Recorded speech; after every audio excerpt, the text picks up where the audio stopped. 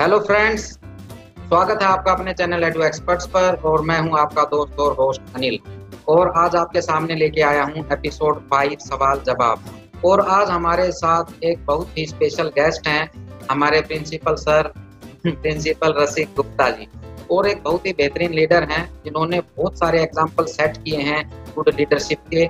और आज हमारा टॉपिक भी यही है, qualities of a good leader. तो रसिक जी, बहुत बहुत स्वागत है आपका हमारे शो में। जी सर। बहुत बहुत धन्यवाद जी। और सबसे पहले तो आपको बहुत बहुत शुभकामनाएं। आपने एक बहुत अच्छा इनिशिएटिव लिया है एडू एक्सपर्ट्स के बारे में लोगों को जागरूक करने का। हमारे जो नॉलेज और एक्सपीरियंस हमने गेन किया है ओवर द इयर्स, उस एक्सपीरियंस को आम जनता के साथ, स्टूडेंट्स के साथ, टीचर्स के साथ शेयर करने का एक माध्यम बनने का ये जो आपने फैसला लिया है, ये बहुत अच्छा फैसला है। मैं इसकी तारीफ भी करता हूँ और आपको भविष्य के लिए भी बहुत बहुत शुभकामनाएं भी देता हूँ। तो सर, बात करेंगे qualities of a good leader. तो सबसे जो बेसिक क्वेश्चन एक दिमाग में उठता है वो तो यही उठता है कि लीडरशिप है क्या? What is leadership? देखिए अनिल जी, लीडरशिप के हाँ जी, अगर आप इंटरनेट पर भी सर्च करेंगे या कुछ पढ़ेंगे भी तो अलग अलग टाइप की लीडरशिप के बारे में चर्चा होती है। बहुत सी kinds of leadership, styles of leaderships के बारे में बहुत रिटन लिटरेचर भी मिल जाता है। बट अगर मैं अपनी केवल बात करूं तो मैंने जो अपने एक्सपीरियंस से, जो मेरा टेन्योर रहा है अराउंड 17+ ईयर्स, जो कुछ भी सीखा है उसमें मुझे यही समझ आता है कि एक लीडर का मतलब है वो पर्सन जो अपने साथ काम करने वाले या अपने से थोड़ा लोअर रैंक पे काम करने वाले साथियों को अच्छी दिशा दे सके, उनको सही गाइडेंस प्रोवाइड कर सके और कॉमन गोल्स को अचीव कर सके। बट जैसा कि आप भी जानते हैं कि लीडर और बॉस के बीच में एक बहुत ही थिन, बहुत ही फाइन लाइन होती है। और पहले का जो जमाना था, अगर हम स्कूल सिस्टम की भी बात करें तो प्रिंसिपल्स, डायरेक्टर्स, चेयरपर्सन्स वो बॉस के रोल में ज्यादा दिखाई देते थे, लीडर के रोल में कम दिखाई देते थे। मगर आजकल जैसे जैसे जागरूकता बढ़ी है, जैसे जैसे समय बदला है, धीरे धीरे एक शिफ्ट आया है from a boss towards a leader. अब बहुत लोग समझ चुके हैं, जागरूक हो चुके हैं, इस चीज की जरूरत को पहचान भी चुके हैं कि बॉस बनने का टाइम आजकल चला गया, एक अच्छा लीडर बनने का टाइम आ गया है जिसमें आप अपने एम्प्लॉइज को साथ लेकर चलते हैं, उनको कमांड नहीं करते हैं, उनके साथ मिलकर एक्ट करते हैं। तभी हमारे जो कॉमन गोल्स हैं वो अचीव भी हो पाते हैं और उनकी जो अचीवमेंट की परसेंटेज है वो भी बहुत अच्छी रहती है।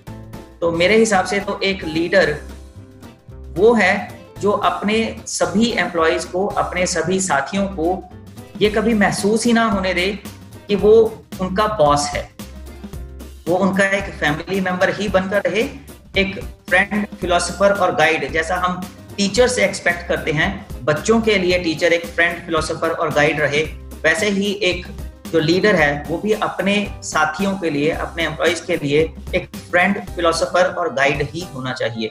और मुझे खुशी है कि आजकल जितने भी यंग जनरेशन के प्रिंसिपल्स सामने आ रहे हैं वो इस चीज को बहुत ज्यादा वैल्यू करते हैं और इसी को फॉलो भी करते हैं। तो जिस तरह से बहुत सारी, मैं आपको फेसबुक पे भी फॉलो करता हूँ और बहुत सारे लोग फॉलो करते हैं आपको, जिस तरह से आप एक फेसबुक फेम बन गए हैं एज ए लीडर, तो एक कोई ऐसा वाक्या जो आपको याद हो, जिसको करने के बाद आपको खुद फील हुआ हो, yes this is leadership. Leadership की एग्जाम्पल की आपने बात की है तो एक एग्जाम्पल मेरे दिल के बहुत करीब है। वो उसमें हमें बीइंग प्रिंसिपल, आप भी इस बात को मानते होंगे कि अक्सर एक प्रॉब्लम फेस करनी पड़ती है जब मॉनसून सीजन होता है, जब बरसात का सीजन होता है। नॉर्मली टीचर्स के पास 4 व्हीलर्स नहीं होते हैं, जनरली 2 व्हीलर्स पे ही टीचर्स ट्रेवल करते हैं। और बारिश के सीजन में अक्सर सुबह सुबह फोन कॉल आ जाती है कि सर बरसात हो गई है तो मैं घर से निकल नहीं पा रहा हूँ, या बरसात मैं निकल गया था बीच रास्ते में तो बारिश शुरू हो गई है तो मैं कोई जब रुकेगी बारिश तो तब आऊंगा। तो ये प्रॉब्लम्स हमें भी फेस करनी पड़ती थी। तो मैंने खुद, जब मैं एज ए टीचर, इससे पहले मैं गवर्नमेंट जॉब में 6 मंथ एज ए टीचर काम किया मैंने, तो वहां पे इस प्रॉब्लम को मैंने फेस किया था और जिया भी था और इसका हल भी निकाला था। तो वैसा ही कुछ हल मैंने अपने टीचर्स के सामने भी प्रेजेंट किया, उनको बताया नहीं, मैंने करके दिखाया। जैसे मैं 4 साल दसुआ में रहा हूँ, तो दसुआ में भी जब बरसात ऐसी होती थी तो कभी कभार मैं कार की बजाय बाइक लेकर रेनकोट पहनकर, हेलमेट पहनकर, चप्पल पहनकर और अपने साथ एक जूतों की एक्स्ट्रा जोड़ी और कपड़ों का एक्स्ट्रा सेट लेकर स्कूल आता था। तो स्कूल में आकर फिर मैं अटेंडेंस मार्क करके उसको चेंज करता था। तो स्टाफ जब ये देखता था कि प्रिंसिपल सर हमारी तरह ही बरसात में 2 व्हीलर पर ही टाइम से पहले स्कूल आ रहे हैं, अटेंडेंस मार्क कर रहे हैं सारी प्रिकॉशंस लेके, तो मुझे कहने की जरूरत नहीं पड़ी, उन्होंने देखकर इसको इम्बाइब कर लिया और आने वाले 4-5 साल में मुझे ऐसी कोई प्रॉब्लम फेस नहीं करनी पड़ी थी। हालिया में मैंने पठानकोट से अप डाउन शुरू किया था पिछले साल, तो मैंने वही एग्जाम्पल वहां से भी एक बार सेट जरूर की, ताकि स्टाफ को ये ना लगे कि सर अब दूर चले गए हैं, पहले पास थे इसलिए आसानी से आ जाते थे, अब दूर चले गए हैं, अब देखते हैं वो आ पाते कि नहीं आते और हमें कह पाएंगे कि नहीं कह पाएंगे। तो पठानकोट से भी मैंने ऐसे ही अप डाउन किया बरसात के दिनों में, एक बार नहीं काफी बार, और एक बार मैंने छोटा सा वीडियो बनाकर फेसबुक पर भी अपलोड किया था, ताकि और लोग भी इससे कुछ अगर शिक्षा लेना चाहें तो वो ले लें कि एक लीडर को हमेशा एग्जाम्पल से लीड करना चाहिए। Actions always speak louder than words. तो आपके एक्शंस में लीडरशिप झलकनी चाहिए, आपके शब्दों में नहीं। ठीक, बिल्कुल, बहुत बढ़िया एग्जाम्पल आपने सेट किया है और बहुत सीख मिलती है जो आपके साथ बंदे काम कर रहे हैं। और वो एक मुझे कहावत याद आ रही है कि a good leader creates more leaders. तो एक एग्जाम्पल सेट हम जब अपने एम्प्लॉइज के साथ करते हैं तभी वो लीडरशिप सीखते हैं, क्योंकि आज वो एम्प्लॉइज हैं लेकिन भविष्य में वो भी किसी ना किसी लीडरशिप की पोजीशन में होंगे। तो बहुत बढ़िया एग्जाम्पल है सर। और एक और सवाल ऐसे ही मेरे मन में उठ रहा है कि जिस तरह से आप एजुकेशन बैकग्राउंड को बिलोंग करते हैं, एजुकेशन में हैं, उसी तरह से मैं भी एजुकेशन में हूँ और एक स्कूल में मैं भी एज ए प्रिंसिपल वर्क कर रहा हूँ, आपको भी पता है। तो कई बार ऐसी सिचुएशन आती है कि एक डिसएग्रीमेंट होता है हमारे और हमारे एम्प्लॉइज के बीच में, जो हमारे साथी हमारे साथ काम कर रहे हैं। तो इस सिचुएशन को आप किस तरह से हैंडल करते हैं? I completely agree. बहुत बार ऐसा हो जाता है कि कई बार डिसएग्रीमेंट की सिचुएशन आ जाती है, तो हमारा वर्क कल्चर और हमारा इंडियन कल्चर कुछ इस तरह से है कि एम्प्लॉइज नॉर्मली बॉस के आगे रिटेलिएट नहीं करते हैं, बट फिर भी कई बार उनकी बातों से या भावनाओं से या चेहरे के भावों से ऐसा लग जाता है कि आप जो डायरेक्शन दे रहे हैं शायद वो आपसे अग्री नहीं कर रहे हैं। तो अगर ऐसा कुछ होता है तो मैं अपने आप को, मैं जैसे लीडरशिप स्टाइल्स की मैंने बात की थी, तो I see myself as a democratic leader. उसमें मैं सुनने में विश्वास रखता हूँ, मैं केवल अपनी सुनाने में विश्वास नहीं रखता, मैं अपने साथियों की भी सुनने में विश्वास रखता हूँ। तो मेरा एक तो सबसे पहले डिसीजन मेकिंग का जो प्रोसेस है वो बहुत क्लियर है। मैं अपने स्टाफ को, खास तौर पे अपनी जो कोर टीम है कोऑर्डिनेटर्स की और एक्सपीरियंस पुराने जो स्टाफ मेंबर्स हैं, उनको डिसीजन मेकिंग के समय पे साथ रखता हूँ। तो उनसे प्रॉपर पहले मैं डिस्कस करता हूँ कि हाँ, ये एक सिचुएशन हमारे पास ऐसी आई है, इस सिचुएशन को लेकर हमें कुछ चेंज करना पड़ेगा, ऑलरेडी जो सिस्टम है हमारा, और उसके हिसाब से ये डिमांड है और इस डिमांड के हिसाब से हमारा ये एक्शन बनता है। अब आप लोग बताइए, आपकी तरफ से जो मैंने बोला है उससे बेहतर अगर कोई सुझाव है तो आप सामने रखिए। तो हम इस तरह से ब्रेनस्टॉर्मिंग करते हैं and I am always ready to accept whatever is more logical and better than my advice. ये चीज मेरे स्टाफ को भी भली भांति पता है कि हमारी सुनवाई होती है। सर केवल एक तरफा ट्रैफिक नहीं करते, वन वे नहीं रखते, जैसा कुछ ऑटोक्रेटिक लीडर्स का स्टाइल होता है, इधर माय वे और नो वे। मेरे यहाँ पे डिफरेंट है, मैं कहता हूँ इधर माय वे और your way, which ever is the better way, keeping the institution, school, students, parents, management, everybody in mind. तो सबके लिए जो अच्छा होता है हम मिल मिला के कुछ वही फैसला लेते हैं। और अगर जैसे आपने बोला कि बाय चांस कभी कोई डिसएग्रीमेंट होता भी है, तो उस केस में भी मैं बहुत प्यार से अपने स्टाफ मेंबर्स को बोलता हूँ कि ठीक है, आई होप हमारी सोच यहाँ पे नहीं मिल रही है, तो जिनको लग रहा है कि हाँ इससे कुछ बेटर हो सकता है, आप लोग रुकिए, बाकी लोग थोड़ा आप जा सकते हैं, हम आपस में फिर से इसको रीडिस्कस करते हैं और जो भी बेटर आउटकम होगा वो आप सबको कन्वे कर दिया जाएगा। तो जो एक सुनना वो बहुत इंपॉर्टेंट क्वालिटी है एक लीडर की। अगर वो सुनना नहीं चाहता, अगर वो पेशेंस नहीं है लीडर के अंदर, दूसरे की बात को सुन के और उसकी लॉजिक को समझने की अगर लीडर के अंदर पेशेंस, कैपेबिलिटी और सामर्थ्य नहीं है, तो वो लीडर अपने आप को सही लीडर नहीं कहला सकता मेरे हिसाब से। बिल्कुल sir, as leader is made by experiences, क्योंकि एक दिन में लीडरशिप नहीं आती है ना जी, बहुत सारे एक्सपीरियंस होते हैं उसके पीछे। तो आपकी लाइफ में ऐसा कौन सा पहला एक्सपीरियंस था जब आपने फील किया yes this is leadership and I should learn this? इस मामले में जो मेरी एक्सपीरियंस है और जो मेरी सोच है और जो जवाब मैं दूंगा वो शायद आपको बहुत हटके लगेगा। ओके। कई बार हम बोलते हैं, जैसे गिलास की बात करते हैं, हम गिलास में पानी आधा भरा है या आधा खाली है, तो नजरिए की बात होती है। कोई लोग बोलते हैं कि ये आधा भरा हुआ है, कुछ लोग बोलते हैं आधा खाली है। तो अगर आप सीखना चाहें तो आपको नेगेटिव सिचुएशन से भी बहुत कुछ पॉजिटिव सीखने को मिल जाता है। मेरे साथ कुछ ऐसा ही हुआ है। जो मेरे इनिशियल टीचिंग ईयर्स थे, मैंने जिन स्कूल्स में काम किया, वहां पे जो मैंने स्टाइल ऑफ लीडरशिप देखा, वहां मुझे ये सीखने को मिला कि ऐसा नहीं करना है। बहुत से अच्छे लीडर्स के साथ भी काम करने का मौका मिला, उनसे कुछ अच्छी क्वालिटीज भी सीखी, बट कुछ ऐसी जगह पे भी काम करने का मौका मिला जहां पे मेरे खुद के साथ या मेरे को-वर्कर के साथ मैंने कुछ ऐसी डीलिंग देखी, मैंने हायर ऑफिशियल्स की तरफ से, जहां मुझे लगा कि नहीं, ये एम्प्लॉइज को डील करने का सही तरीका नहीं है। फॉर एग्जाम्पल, किसी एम्प्लॉय को बुलाकर अपने ऑफिस में घंटों खड़े रखना, आप बातचीत करते जा रहे हैं और आपका एम्प्लॉय खड़ा है। मैंने ये सीखा कि नहीं, ये सही तरीका नहीं है। अगर आप 1, 2, 3, 4 मिनट के लिए आपका कोई एम्प्लॉय है, आपसे कोई बातचीत कहना चाहता है, ठीक है, उसके बाद वो चला जाए, कोई बात नहीं, बट आपको पता है कि टाइम लगेगा और आप अपने एम्प्लॉय को सीट ऑफर नहीं कर पा रहे हैं, तो मतलब आपका जो लीडरशिप है उसमें कहीं ना कहीं ईगो की बू आ रही है, या एक, जैसे मैंने कहा, ऑटोक्रेटिक लीडर वाली, एक डिक्टेटर वाली वो स्मेल आ रही है, तो वो एक अच्छा साइन नहीं है।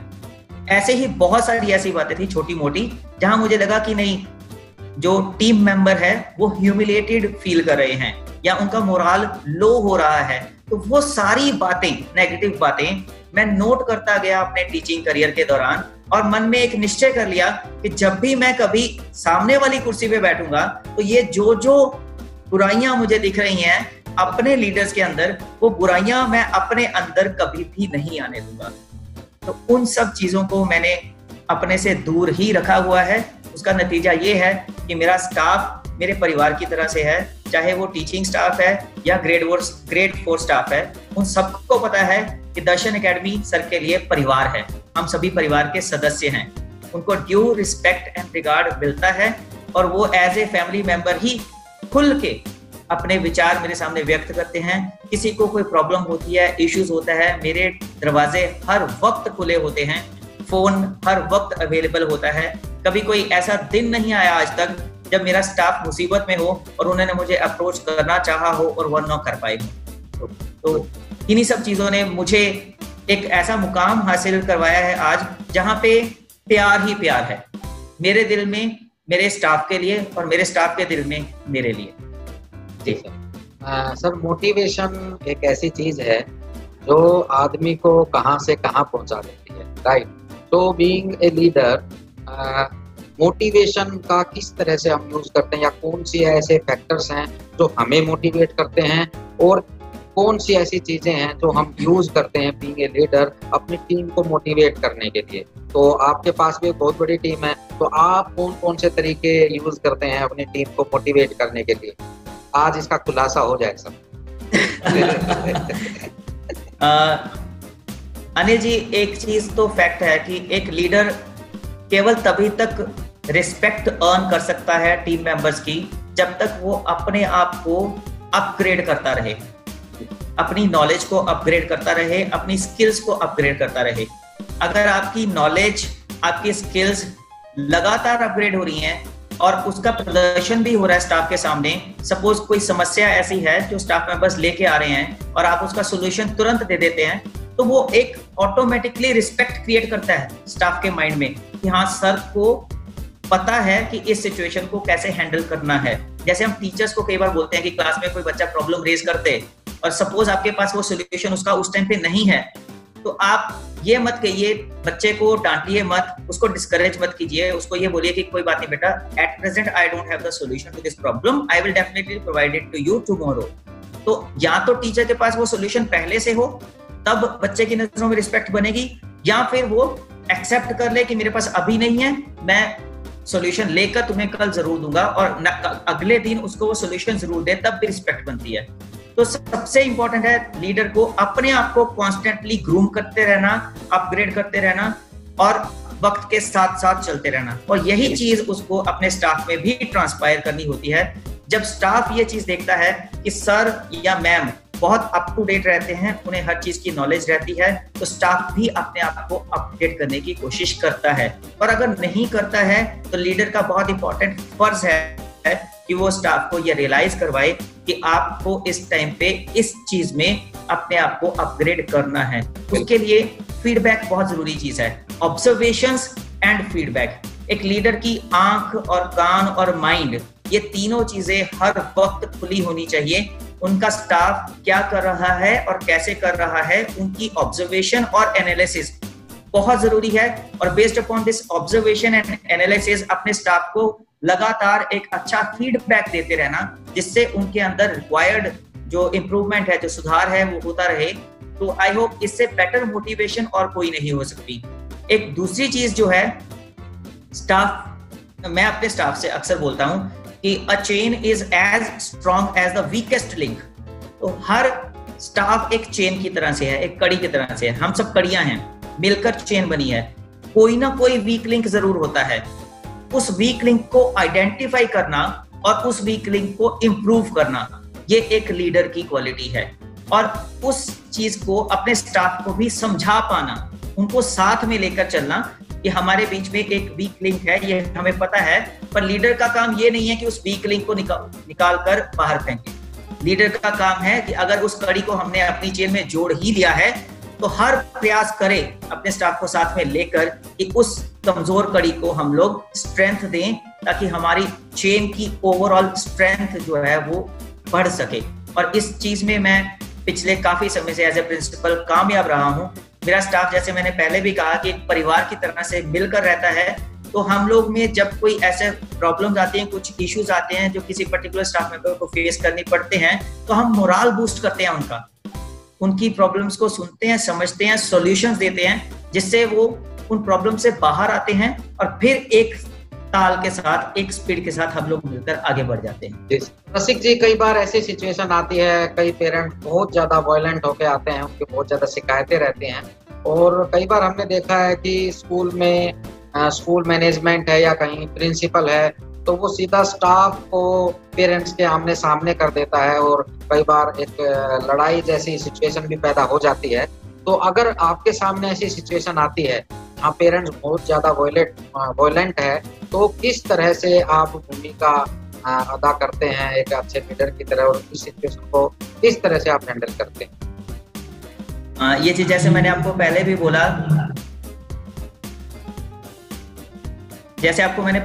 कि कुछ चीजें मैंने सीखी थी जो मुझे कभी नहीं करनी है, उनमें से ये एक चीज है। मेरी एज ए लीडर प्रिंसिपलशिप का ये असूल रहा है कि कभी भी मैंने ऐसे किसी केस में जब पेरेंट्स को कोई कंप्लेंट है, तो और वो मेरे पास मेरे स्टाफ की कंप्लेंट लेकर आए हैं, मैंने डायरेक्टली कभी भी अपने स्टाफ को उनके सामने नहीं किया है। अगर बहुत ही ज्यादा अनअवॉइडेबल ना हो तो मेरा स्ट्रेटजी ये रहती है कि मैं पेरेंट्स की बात को भी अच्छे से सुनूं। जैसे मैंने पहले बोला, एक good leader must be a good listener. कई बार प्रॉब्लम्स जेन्युइन भी होती हैं, बट उनका मैग्नीट्यूड इतना बड़ा नहीं होता है जो गुस्से की वजह से बन जाता है। तो सबसे पहले एज ए लीडर आपका सबसे इंपॉर्टेंट काम है, आप उन पेरेंट्स का गुस्सा थोड़ा सा शांत करें। और जैसे मैंने पहले कहा, उसमें एक गिलास ठंडा पानी और आपकी लिसनिंग, जो आप उनको सुनते हैं, वो प्रेशर को रिलीज करने में बहुत हेल्प करता है। फिर आप उस प्रॉब्लम को नोट कीजिए, अपने पेरेंट्स को बताइए कि आप उनके साथ हैं। आप और मेरा स्टाफ दोनों मेरी ही फैमिली का पार्ट है। फैमिली के बीच में कोई डिस्प्यूट है मैं हल करूंगा, आप चिंता मत कीजिए। अगर मेरा दिया हुआ सॉल्यूशन आपको अच्छा नहीं लगेगा और आपको लगेगा कि मैं इफेक्टिवली हैंडल नहीं कर पा रहा हूं, तो मैं आपके टीचर से या उस स्टाफ मेंबर से मीटिंग भी करवा दूंगा अपने सामने, ताकि और बेहतर तरीके से हम इसको हल कर पाएं। बट उससे पहले आपको मेरे ऊपर विश्वास करना होगा और मुझे एक मौका देना होगा। और I am very much fortunate, और मुझे गर्व है इस बात का कि मेरे पूरे प्रिंसिपल टेन्योर में एक भी ऐसा दिन नहीं आया जब एक मौके में वो उस प्रॉब्लम का सॉल्यूशन पेरेंट्स को नहीं मिला और मेरे स्टाफ और पेरेंट्स के बीच में रिश्ता मधुर नहीं हुआ। तो एक लीडर को बहुत इंपॉर्टेंट है कि वो अपने स्टाफ की कमियां सबके अंदर होती हैं, अपने स्टाफ की कमियों की भी जो भरपाई है वो एक लीडर को करनी पड़ती है। स्टाफ को इम्प्रूव तो करना ही है, बट अगर उनसे कोई गलती हो ही गई है तो उसके लिए उनको दूसरे के आगे सीधा कर देना वो बहुत बुरी बात है। खुद ब्लेम भी लेने पड़ते हैं कई बार, स्टाफ की गलती का अपने ऊपर ब्लेम लेकर उसका सोल्यूशन भी कई बार देना पड़ता है। तो ऐसी घटनाएं अक्सर घटती रहती है और हम ऐसे उनको फेस भी करते हैं। तो कई बार क्या है कि काम करते करते हमें लगता है कि यार हम कैसा काम कर रहे हैं, मीन्स कभी कभी हमें भी खुद का मन करता है कि हमारा भी असेसमेंट हो, या हम किस तरह से काम कर रहे हैं कि उसका भी एक मतलब आप कौन सा तरीका लगाते हैं अपने खुद की परफॉर्मेंस को मेजर करने के लिए कि मैं कैसा काम कर रहा हूँ। क्योंकि हम खुद को ही कई बार मेजरमेंट करते हैं अपना कि यार मेरा काम ठीक चल रहा है कि नहीं चल रहा है, या मैं ठीक से काम कर पा रहा हूँ। क्योंकि सामने से कोई आकर बताए उससे पहले अच्छा रहता है कि हम एक बार अपने कामों पर खुद भी नजर डालें। तो ये आप करते हैं, और अगर करते हैं तो कौन सा तरीका लगाते हैं, किस तरह से आप अपनी जो आपकी परफॉर्मेंस है उसको देखते हैं? इसका सबसे आसान तरीका है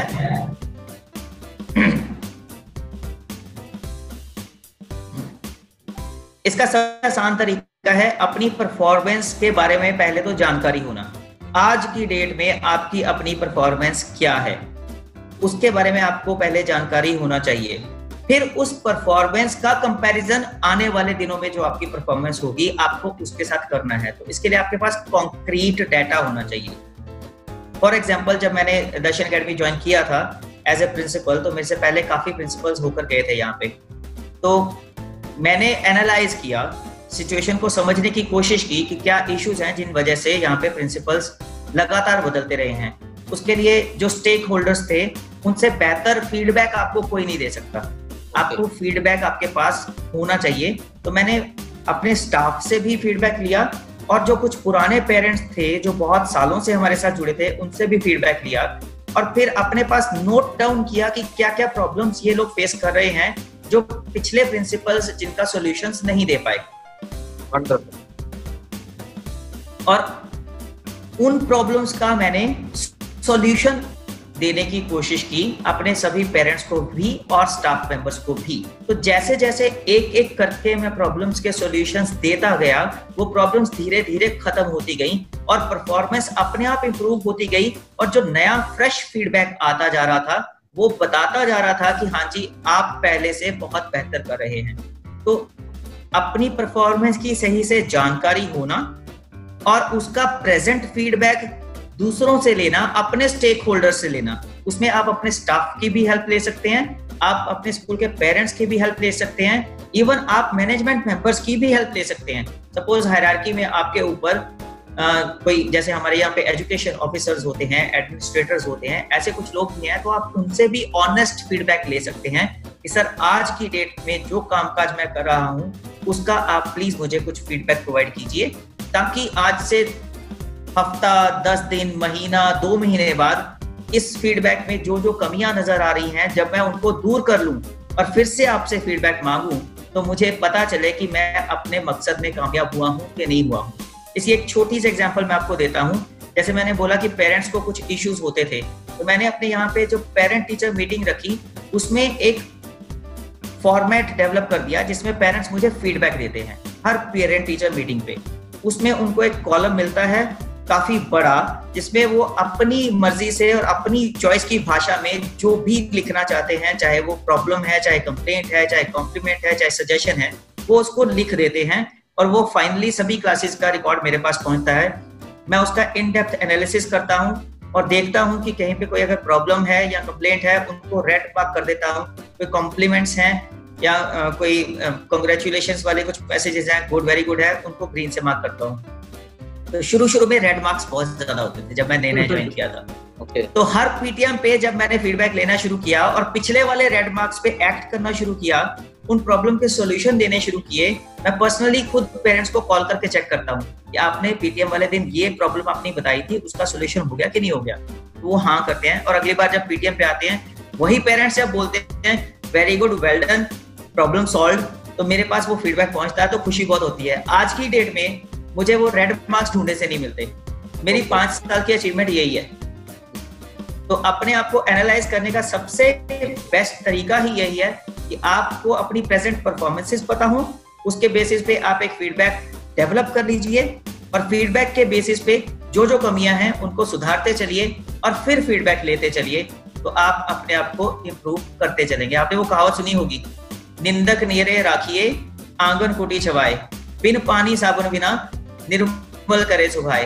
तो ऐसे कुछ निंदक आपको हर वक्त अपने आसपास रखने होंगे ताकि वो आपकी कमियां आपको बताते रहें और वो कमियां आप सुधारते चलेंगे तो अल्टीमेटली आप ही खुद को इम्प्रूव करेंगे। तो मैं बहुत शुक्रिया करता हूँ निंदकों का जिन्होंने मुझे इम्प्रूव करने में मेरी बहुत हेल्प की आज तक। बिल्कुल बिल्कुल, ये तो है। एक लास्ट क्वेश्चन लेते हैं रसिक जी कि हमने बहुत सारी बातें की लीडरशिप की, who is your favourite leader and why? देखिए, आज की डेट में अगर आप पूछेंगे तो हमारा जो भारत है इसमें कुछ माहौल ऐसा बन चुका है कि अगर आप किसी पॉलिटिकल लीडर का नाम लेंगे तो 10 लोग आपको अंधभक्त या चमचा या कुछ ऐसी ही उपाधियों से सम्मानित कर देंगे। बट फिर भी आज की डेट में अगर मैं देखूं तो पिछले 6 साल में जिस तरह से प्रधानमंत्री श्री नरेंद्र मोदी जी ने भारत को लीड किया है, अपनी पूरी टीम को लीड किया है, भारत का गौरव पूरे विश्व में बढ़ाया है, उसको देखते हुए आज की डेट में मुझे उनसे बेहतर लीडर कोई नजर नहीं आता।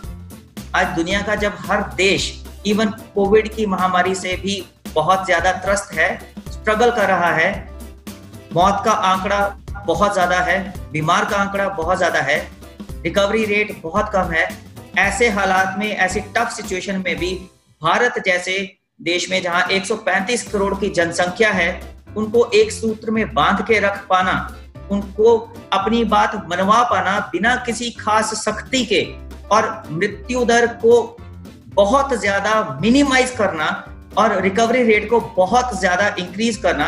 अभी आज की डेट में आप देखेंगे तो मौत की दर अराउंड 2-3% के आसपास है और रिकवरी रेट 46-47% के आसपास है।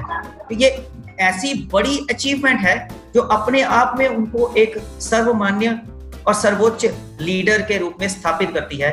तो मुझे लगता है कि इससे हमें डिनाई नहीं करना चाहिए और मैं मानता हूं कि वो मेरे लिए इस समय एक आदर्श लीडर हैं जो अपनी टीम का पूरा सहयोग, अपनी जनता का भी पूरा सहयोग ले पा रहे हैं।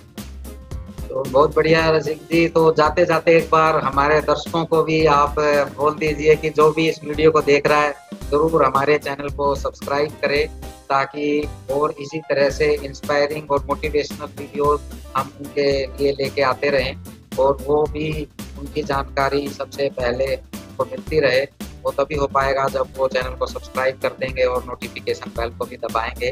तो एक छोटी सी आपसे गुजारिश है कि नहीं जी, मैं खुद भी YouTube पे मेरा अपना भी चैनल है और मैं खुद भी वीडियोस बनाता हूँ और मुझे पता है कि ये सब्सक्राइब, लाइक, कमेंट और शेयर की कितनी ज्यादा इंपॉर्टेंस है। तो किसी भी यूट्यूबर के लिए सबसे बड़ी एनकरेजमेंट ही यही है जब उनके वीडियोस को लोग देखें और उसे पसंद करें। तो मेरी आपके चैनल को जितने लोग व्यू कर रहे हैं उसके अलावा मेरे चैनल पे भी या मेरे फेसबुक पेज पे भी जितने लोग व्यूअर्स हैं, मेरे सपोर्टर्स हैं, मेरी उन सबसे ये रिक्वेस्ट है कि अनिल जी के चैनल एडू एक्सपर्ट को और इनके फेसबुक पेज को लाइक भी करें और इन वीडियोस को भी लाइक करें और कमेंट्स भी अपने जरूर करें और इन वीडियोस को आगे शेयर भी करें ताकि जो एक बहुत अच्छा काम ये कर रहे हैं सोसाइटी में जागरूकता लाने की एजुकेटर्स के माध्यम से, उस काम में ये और ज्यादा सक्सेसफुल हो जाएं।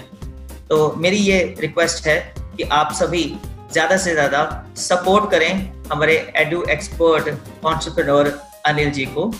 और इसके अलावा एक छोटी सी रिक्वेस्ट ये भी है कि अगर किसी भी व्यूअर्स को इस वीडियो से रिलेटेड, लीडरशिप से रिलेटेड कोई भी क्वेरीज हैं, कोई भी क्वेश्चंस वो पूछना चाहते हैं, तो वो कमेंट बॉक्स में उन क्वेरीज को जरूर लिखें। मैं और अनिल जी मिलकर कोशिश करेंगे कि उन क्वेरीज का हम सॉल्यूशन प्रोवाइड करवाएं। जी रसिक जी, बहुत बहुत धन्यवाद आपका। बहुत कीमती समय में से, जैसे कि मैं देख पा रहा हूँ आप अभी स्कूल में ही हैं और बहुत हार्ड वर्क कर रहे हैं, जबकि हम सब अपने घर में बैठे हैं। और मैं तो ये वर्चुअल बैकग्राउंड लगा रखा है बीच का, हालांकि बीच पे नहीं हूँ। तो सभी आप बहुत ही हार्ड वर्क कर रहे हैं और यही एक असली पहचान है अच्छे लीडर की। तो बहुत बहुत शुभकामनाएं और बहुत बहुत धन्यवाद। इतने कीमती समय में से आपने समय निकाला और हमारे दर्शकों को एक अच्छे लीडरशिप की क्या पहचान होती है और एक अच्छा लीडर किस तरह से बन सकते हैं वो भी हमारे दर्शकों को बताया। और जरूर ये वीडियो जो भी देख रहा होगा, आज उसको एक मोटिवेशन मिलेगी, एक नई शक्ति मिलेगी, एक नई ऊर्जा मिलेगी और कुछ लीडरशिप की क्वालिटीज, हो सकता है आज एक दो नए लीडर्स का जन्म हो ये वीडियो देखने के बाद। तो इन्हीं सभी शुभकामनाओं के साथ बहुत बहुत धन्यवाद। आपका बहुत बहुत धन्यवाद। Thank you.